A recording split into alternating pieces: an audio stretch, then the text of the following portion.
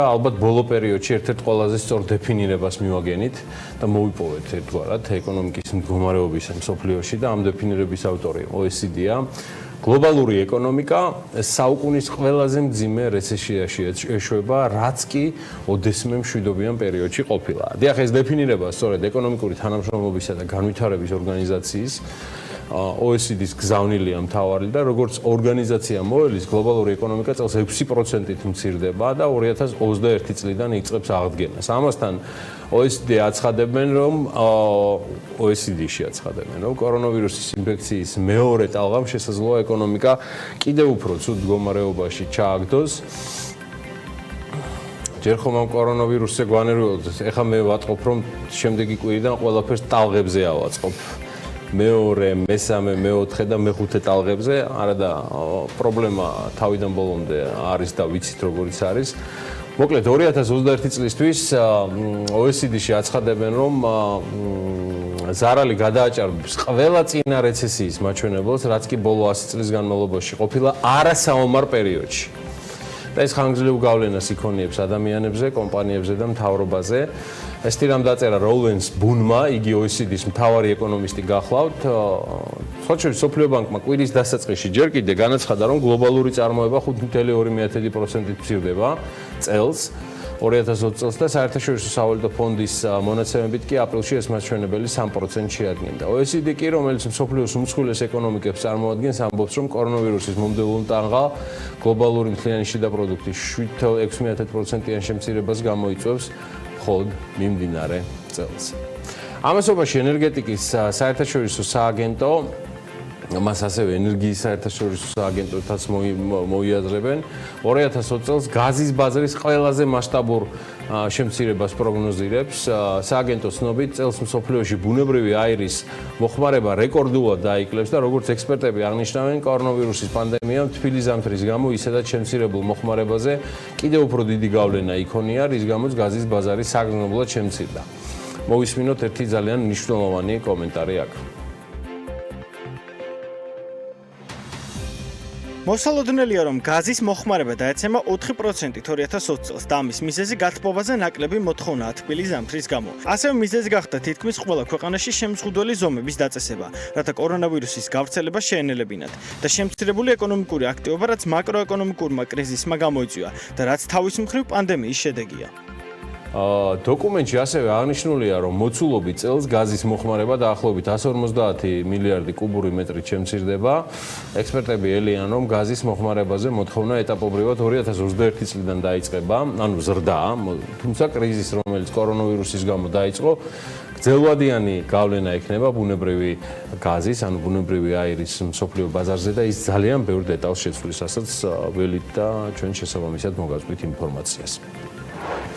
ამის გამოძახილი ნამდვილად არ არის, თუმცა სრული სიმართლეა, რომ ზარას მფლობელი კომპანია ინდიტექსი მსოფლიოს მასშტაბით აპირებს 1200-მდე მაღაზიის დახურვას. ანსაცმლის ცნობილი რიტეილერი ცდილობს ონლაინ გაყიდვების გაზრდას იმ ქაოსის გამო, რაც კორონავირუსის პანდემიამ გამოიწვია. საერთო ჯამში ინდიტექსი 7412 მაღაზიას ფლობს. ეს რიცხვი შეიძლება დაახლოებით 6900-მდე, 6700-მდე შემცირდეს, სწორედ აი ამ რეორგანიზაციის შემდეგ, რომელიც დაგეგმილი არის. მაღაზიების დახურვა ძირითადად აზიისა და ევროპის რეგიონში იგეგმება. დიდ ბრიტანეთს, სადაც ინდიტექსის 107 მაღაზიაა, სავარაუდოდ დიდი ცვლილებები ამ მხრივ არ ელოდებაო. ნახოთ, აღსანიშნავია, რომ ტანსაცმლის წარმოებელმა ბრენდმა დიდი ზარალი განიცადა პანდემიის გამო და მისი გაყიდვები შემცირდა 44%-ით და 1 თებერვლიდან 30 აპრილამდე პერიოდში გაყიდვები 3 მილიარდ 300 მილიონი ევროთი არის დაცემული. და კომპანიის ინფორმაციით პირველ კვარტალში წმინდა ზარალმა 409 მილიონი ევრო შეადგინა. სამაგიეროდ იზრდება ონლაინ გაყიდვები, პირველ კვარტალში ონლაინ გაყიდვება 50%-იანის დააჩვენა, წინა წლის ანალოგიურ პერიოდთან შედარებით კი ზრდა 95%-იანია. ინდიტექსის ახალი გეგმის მიხედვით ონლაინ გაყიდვებმა 2022 წლისთვის მთლიანი გაყიდვების 25% უნდა შეადგინოს, რაც 2019 წელს 14% იყო. ინდიტექსის მფლობელია ესპანელი მილიარდერი ამასიო ორტეგა, აღნიშნული ბრენდი აერთიანებს Zara-ს, Pull&Bear-ს, Massimo Dutti's, Bershka-ს, უამრავს ძალიან ბევრს და 8 ივნისის მონაცემებით კომპანიების მაღაზიების მეოთხედი ჯერ კიდევ დაკეტილია მსოფლიოს მასშტაბით. Აი, რაც შეეხება საქართველოში ამ ბრენდების ნაწილის ბრენდების ვითარებას და მოქმედებას, ისინი საიმედო ხელში არიან და ამ ბრენდების მმართველი კომპანია Retail Group Georgia-ში შემავალი მაღაზიის გაყიდვები 1 ივნისის პერიოდში შარშანდელ ანალოგიურ პერიოდთან 10 დღე რო დავადაროთ, იყო 16%-ით მეტი, მე მომპატიეთ ესეთი კომენტარი გააკეთა BMG-სთან რევაზ მაღალაშვილმა, Retail Group-ის ხელმძღვანელმა, Zara-ს, Massimo Dutti's, Bershka-ს და სხვა ბრენდების მაღაზიებში სხვა შორის განსაკუთრებულის და სწორედ 1-5 ივნისის პერიოდში მაღაზიების გახსნიდან 1-5 დღეში დაფიქსირდა. ხოლო 5-დან 10 ივნისს შედარებით კლება იყო. პრობლემას ერთგვარად ქმნიდა გასახდელების სისტემის გამომართავობა, რომელიც ბატონი მაღალაშვილის თქმით 10 ივნისიდან ყველა მაღაზიაში ისევ გაიხსნა გასახდელები და იქ ყოველ საათში ერთხელ შესაბამისი სადეზინფექციო სამუშაოები ტარდება, ასე რომ სრულად ძველებური კომფორტი არის მოწყობილი, რომელიც არანაირ სულებას არ ქმნის და მე დარწმუნებული ვარ, რომ ეს ბრენდები საქართველოში წარმატებით გააგრძელებენ ფუნქციონირებას. ჩაცმა დახურვა არ მოგაკლოთ ღმერთმა, რაც ამ თულ წელიწადშიც სხვათა შორის, თუმცა არის ისეთი ამბებიც, რომელიც ნამდვილად მე პირადად ვერ წარმომედგინა. თუმცა ეხლა ნამდვილად ვაჭარბებ, ისეთები ტრიალებს სოფლიოში დიდი ამბავი ეხლა ჰოლანდიაში, ნიდერლანდების დედაქალაქში უბრალოდ თუ დაიწყეს ამსტერდამის ცენტრის სრულ შეცვლაზე ფიქრი და ამბავი არის შემდეგი, რომელზეც Bloomberg-ი გვიყვება, რომ მოკლედ ვინც არის გეტყვით, რომ მარტო ამსტერდამი ყოველწლიურად 19 მილიონ სტუმარს მასპინძლობს, რაც ძალიან უხეში დათვლებით ქალაქის და შესაბამისად ქვეყნის შემოსავლებს 6 მილიარდზე მეტი ევრო მოაქვს. ანუ 6 მილიარდი ევრო არის მინიმუმი, რასაც მარტო თქვა ამსტერდამის გენერირებს. თუმცა პანდემიამ ეს ქალაქი, რომელსაც ფაქტიურად არასდროს ეძინა, მოჩვენება ქალაქად გადააქცია, ნახევარ მსოფლიოსთან თუ მეტთან არა და სრულად დააცარიელა ეს იქნება წითელი სანათების ქუჩა, ასევე კოფიშოპები, რასაც ჩაყავდა რეალურად ამდენი მილიონი ტურისტი ამსტერდამში და ქალაქის ხელმძღვანელობამ უფრო აქტიურად დაიწყო ამის შემხედვარე და ეთყობა პერსპექტივებისაც უკვე ხმამაღალი ფიქრი, რომ ფართების უდიდესი ნაწილი თუ უმრავლესობა არა, ბიზნეს დანიშნულებისთვის არის განკუთვნილიო და ადგილობრივებმა ფაქტიურად ქალაქის ცენტრში, ასე ვთქვათ, არც ცხოვრობენო, ესეთ რამეს წერს Bloomberg-ი ადგილობრივ მმართველებზე, ამსტერდამის მმართველებზე დაღმობით და Bloomberg-ი ადასტურებს, რომ ადგილობრივები იწყებენ ამსტერდამის ცენტრის დასაბრუნებლად ბრძოლას და ამსტერდამის მერმა ფემკე ჰელსემმა გეგმაც კი წარადგინა, თუ როგორ შეიძლება იყოს მიღწეული ბალანსი სტუმრებს, ტურისტებს და ადგილობრივ მაცხოვრებლებს შორის.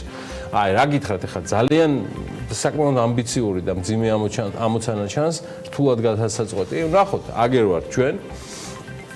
თუ რაიმე გადაწყვეტილება იქნა მიღებული, პირობას გაძლევ, არ გამოგრჩებათ ამბები თქვენთვის მოსაყოლი, მანამდე კი სიუჟეტიც მიუძღვენით ამ ამბავს ამსტერდამთან დაკავშირებით. არ ვკითხულობ რა წერია, ასე ვთქვათ, ეხლა ჩემ წინ როგორ დაასათაურეს BMG-ის თანამშრომლებმა აღნიშნული სიუჟეტი. უბრალოდ ნახოთ სიუჟეტი ამსტერდამში მოსალოდნელ ცვლილებებზე.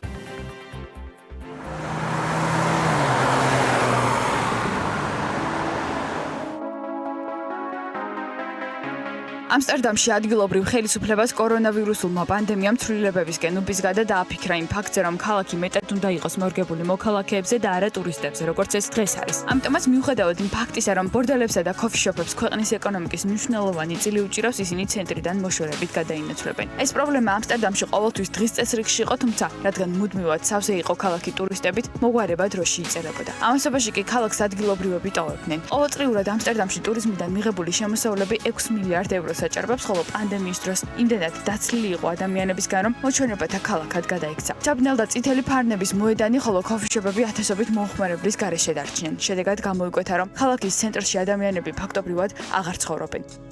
ამიერიდან კი ეს მდგომარეობა რადიკალურად შეიცვლება და ახლა, როდესაც საკარანტინო ზომები მსუბუქდება, ამსტერდამი ახალ ბრძოლაში ერთვება. გეგმის თანახმად ცენტრში სუვენირების მაღაზიების, ბორდელებისა და ქოფიშოპების მაგივრად კომპანიის ოფისები, სახლები და ის დაწესებულებები განთავსდება, რომლებიც მოქალაქეების საჭიროებებზე იქნება მორგებული. მათ შორის გაიხსნება ბარები და რესტორნები. თუმცა წითელი ფარნების ქუჩაზე განთავსებული ბორდელების მფლობელებს კვარტალის დატოვება არ უნდათ და ამბობენ, რომ ეს ადგილი მათთვის უსაფრთხოა, ხოლო პანდემიის შედეგად მიღებული ზარალი ფიქრობენ, რომ ტერიტორიის ცვლილების შემდეგ კიდევ უფრო გაიზრდება. ანალოგიურია მდგომარეობა ქოფიშოპების მფლობელების შემთხვევაშიც. შეგახსენებთ, რომ ნიდერლანდების მთავრობა ახალი კორონავირუსის გამო დაწესებული შეზღუდვების შემსუბუქების შემდეგ ეტაპზე გადადის. ქვეყანაში სკოლები, კაფეები და მუზეუმები ნელ-ნელა იხსნება და სავალდებულოა 2 მეტრიანი დისტანციის დაცვა. როგორც ნიდერლანდების პრემიერ-მინისტრი განმარტავს, შეზღუდვების შემსუბუქება 2 ფაქტორმა განაპირობა: ინფიცირებულთა რაოდენობის სტაბილურად კლებამ და საავადმყოფოში დაავადებულთა ნაკადის შემცირებამ.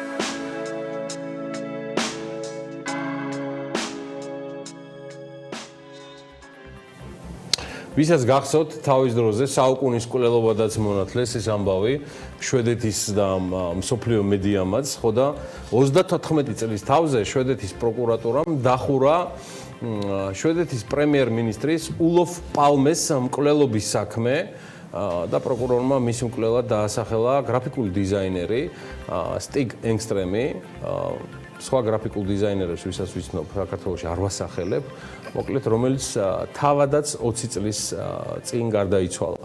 ანუ გარდაცვლილია ულოფ პალმეს სავარაუდო მკვლელი და იდენტიფიცირებული როგორც მკვლელი შვედეთის პროკურატურის მიერ. ცნობილი შვედი პოლიტიკოსი და ქვეყნის ორგზის პრემიერ-მინისტრი სტოკჰოლმის ცენტრში 1986 წელს მოკლეს, როცა ის კინოთეატრიდან ბრუნდებოდა მეუღლესთან და ვაჟთან ერთად, სხვათა შორის აწ უკვე გარდაცვლილი და მკვლელობაში დადანაშაულებული ენგსტრემი იმყოფებოდა მკვლელობის ადგილზე. ეს დადასტურებულია და მეტიც არაერთხელ იყო დაკითხული და საკმაოდ ხმაურიანადაც შვედეთის სამართალდამცავების მიერ მისი სახელი როგორც ეჭვმიტანილისა პალმეს მკვლელობაში საკმაოდ იყო ცნობილი იმ დონეზე, რომ როცა 2000 წელს გრაფიკული დიზაინერი დაიღუპა, შვედური მედია წერდა მასეთ როგორც მათ შორის თვითმკვლელობის ვერსიაზე. მოკლედ ასია, პროკურატურამ დააყოლა, რომ შვედეთის პროკურატურამ, რომ მას შემდეგ რაც ადამიანი არის გარდაცვლილი, რომელიც მიგვაჩნია, რომ იყო პრემიერ-მინისტრის მკვლელიო და რომელსაც სიცოცხლეში ვერ დაუმტკიცეთ მისი მიმართება დანაშაულისადმი და ვერც ბრალი წაუყენეთ, მიუხედავად არაერთგზის დაკითხვისა, შვედეთის პროკურატურა ესეთ რამეს აცხადებს. დღეს შეგვიძლია ვთქვათ, რომ ეს საქმეც არის სრულად დახურული და პროკურორი აცხადებს, რომ დაკავებისთვის საკმარისი მტკიცებულები მათ ჰქონდათ, მაგრამ აი განაჩენის გამოტანაზე ეპარებოდათ ეჭვი ამ თავისი მტკიცებულებების ხარისხიდან გამომდინარე და ამიტომაც ვერ და არ დააპატრიმრეს ენგსტრემი, სხვათა შორის სავარაუდო მკვლელის კი არა და მკვლელის შვედეთის პროკურატურის მიერ ოჯახი კატეგორიულად უარყოფს გარდაცვლილის მიმართებას მკვლელობისადმი, თუმცა დაღუპული პრემიერ-მინისტრის შვილს ეს ერთ-ერთი გამორჩეული ევროპელი პოლიტიკოსი იყო ულოფ პალმე და უმცროს პალმეს ჯერა რომ სწორედ ენგსტრემი გახდათ მამამისის მკვლელი. ნუ რა არ იწერებოდა ამ მკვლელობაზე, ვის არ მოიაზრებდნენ ულოფ პალმეს დამკვეთად და სიცოცხლის ხელმყოფად, ხან ამერიკის დაზვერვა, ხან ქურდისტანიო, ხან თლად სამხრეთ აფრიკასაც გადასვდნენ და მის სპეცსამსახურებსაც ფაქტია, რომ დღეს ეს თემა ამ ფორმით შვედეთმა 34 წლის თავზე დახურა. ოკეი, კიდევ რამდენიმე სიახლე მაქვს თქვენთვის. მსოფლიოს წამყვანი კომპანიებისგან ილონ მასკის ტესლა მსოფლიოში ყველაზე ძვირადღირებული ავტომწარმოებელი გახდა. მოსალოდნელი ამბავი იყო, კომპანიის აქციების ღირებულებამ ნასდაკზე პირველად $1000 გადააჭარბა, შედეგად მისმა საბაზრო ღირებულებამ 190 მილიარდ დოლარს მიაღწია, ჩვენ ხართ ჩემი ბატონი. ეს ნიშნავს, რომ ილონ მასკის ქონება 42 მილიარდ 900 მილიონი დოლარი გახდა, კი ბატონო, და ტესლას შემდეგ ყველაზე ძვირადღირებული ავტომწარმოებელი ბოლო მონაცემებით იაპონური ტოიოტა, რომელმაც ჩამოიჩოჩა მეორე ადგილზე და ის 182 მილიარდი დოლარის კაპიტალიზაციით ღირს. ტოიოტასთან ახლოს ვერავინ ვერ მიდიოდა და ერთადერთი მისი რეალური მოწინააღმდეგე მხოლოდ ტესლა იყო და როგორც როიტერსი წერს, ტესლას აქციების ფასმა მას შემდეგ მოიმატა, არ გეგონოთ, რომ ეს ფალკონის გაშვებას უკავშირდება. მოიმატა მას შემდეგ, რაც ილონ მასკმა თავის თანამშრომლებს შეატყობინა, რომ დრო არის დავიწყოთ კომპანიის ბრენდული სატვირთოს წარმოებაო, რომელსაც თორსტები სემი ჰქვია. კი, აი ეს არის ავტოსამგზავრო უფრო როგორ გითხრათ, ეს არის გადამზიდავი, რომელიც მთლიანად ცხადია არის ელექტრონული. და მასკს არ დაუსახელებია ხა კონკრეტული თარიღი, მაგრამ ამის გარდა ინვესტორები კიდევ მოელიან მასკისგან, რომ ის ახალ ტექნოლოგიას წარადგენს ტესლას ელემენტებისთვის, რაც ელექტრომობილს უფრო დიდხანს მუშაობის შესაძლებლობას მისცემს და ცხადია უფრო ბიუჯეტურიც იქნება. მოკლედ მასკმა თავის გაგზავნილ წერილში, ჩემო ბატონო, აღნიშნა, რომ ელემენტების წარმოება გაგრძელდება კვლავ და მოხდება ნევადას ქარხანაში. 10 ივნისი კიდევ ერთხელ იქნება მონიშნული სხვათა შორის სხვა მიზეზით სოფლიო ბიზნესის კალენდარში, რადგან სწორედ ამ დღეს ორმა პლანეტარული მნიშვნელობის კომპანიამ, Apple-მა და Microsoft-მა გადაალახეს კაპიტალიზაციის ახალი ზღვარი და მათი ღირებულება გასცდა $1.5 ტრილიონ. Apple-ის აქციების ფასი 352-მდე გაიზარდა, ხოლო Microsoft-ის აქციები $196-მდე, რაც შეეხება კიდევ სხვა ორ ტექნოლოგიურ გიგანტებს, Amazon-ზე და Alphabet-ის აქციებზეა საუბარი, ისიც გაიზარდა და შესაბამისად ტრილიონი და ერთ-ერთი $1.3 ტრილიონ არის. ტრილიონი არის Alphabet-ი თორსტები და $1.3 ტრილიონ Amazon-ი. მოკლედ დღეს